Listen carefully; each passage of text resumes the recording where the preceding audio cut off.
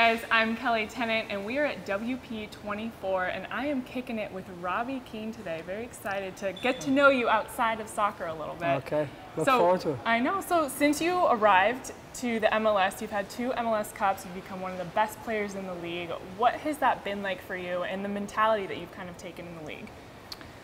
Well, I think when you go to any league, it's always, it's always different, and obviously, and I think any league I've played in, I've always just thrown myself in there and like try and do my best that I can for, for the team. And I'm a player that loves playing the game. So I love training, and I think if you always give your best, and I think your ability will always, shine through. And for me, I've been lucky since I've been here that's been the case.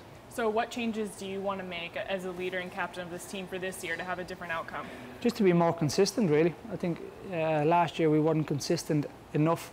We had some good games, but certainly the last 75th minute of the game, if you look at all the goals that we conceded, wasn't good enough, and that's not down to to the defenders, or that's down to the whole team. So we have to get better, certainly as a team, and stop that. If we stop that, if you look at the goals from last year that we conceded in the 75th minute, if we stopped half of them goals, we'd certainly win the Supporters' Shield.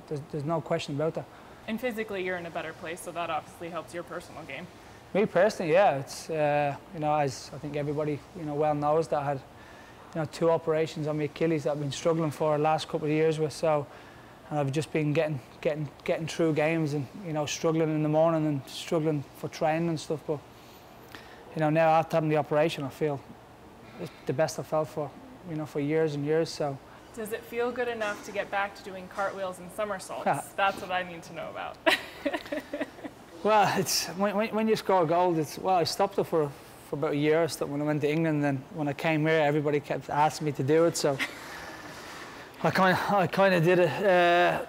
Listen, when you score a goal, it's very hard to explain the emotions that you get and the adrenaline that you get. So anything can happen.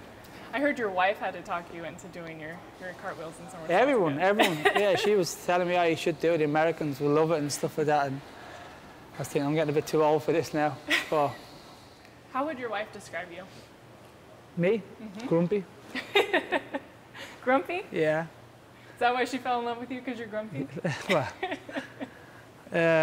obviously the look, she probably fell in love with. So GQ. Yeah. I like things done, I like things done properly. I'm always on time and stuff like that. So, yeah, I'd say she would definitely say grumpy straight away. What do you hope that you're passing on to your son with your legacy as a father and a man? Certainly have respect for people.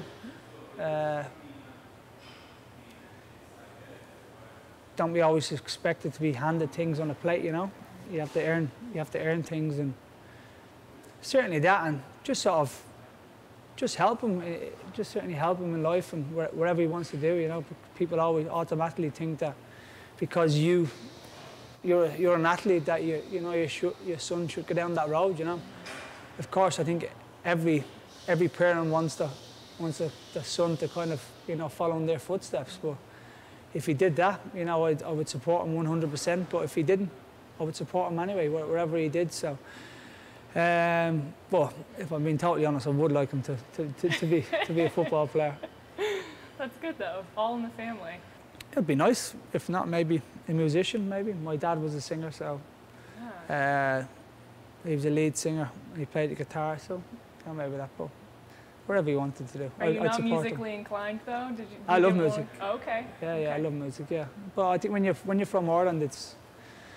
You're brought up with music, You go to the pub every Sunday with your family, all your cousins, uncles, like if 50 of you, and your cousins play, and your family get drunk and sing songs, Irish songs. So that's something that in Ireland that you're brought up with. So music is always a big part of, I think, everybody's life, and certainly my life. So if I looked at your playlist to kind of get you ready for your games or for the day, what kind of I'll be music listening to my playlist of games. It's like be a lot of Irish music. So. Okay. A lot of some of it was upbeat songs, kind of Irish ballad songs, good ballad songs, and some are slow. So it's kind of a mixture. So living in LA, I'm going to transition a little bit into things you like to do here. Your favorite spot in LA? WP24. I like that answer. That's why we're here. Good answer, good answer. Yeah. What's your favorite part about LA? I like everything about it, to be honest with you. I mean, it's very daunting when you're leaving, like, you know, played England for so long, and you're leaving your family and your friends. And like when I played in London, I always felt that it was so far away from Dublin. Oh gosh. And then I moved. made the trip I here. moved 10 hours away to LA. So it's I like everything about it. I like the people are nice. You know, lovely restaurants and stuff like that. But of course, aside from that, you know, you've got so many opportunities that you can do when you've got kids. Go to Disneyland, Universal Studios, things like that you would never ever have a chance to ever do in England. First of all, the weather's so bad. Yeah, it's a little different here. Second of all, there's Disneyland. The closest Disneyland I think is in Paris. And Which wouldn't be too bad though. It's not too bad, but it's always raining there. So, you know, it's not a bad place to live, put it that way. Well, it was a pleasure, Mr. Robbie Keane. Thank you. Great getting to know you. Can't wait to see those somersaults and cartwheels soon. I hope so.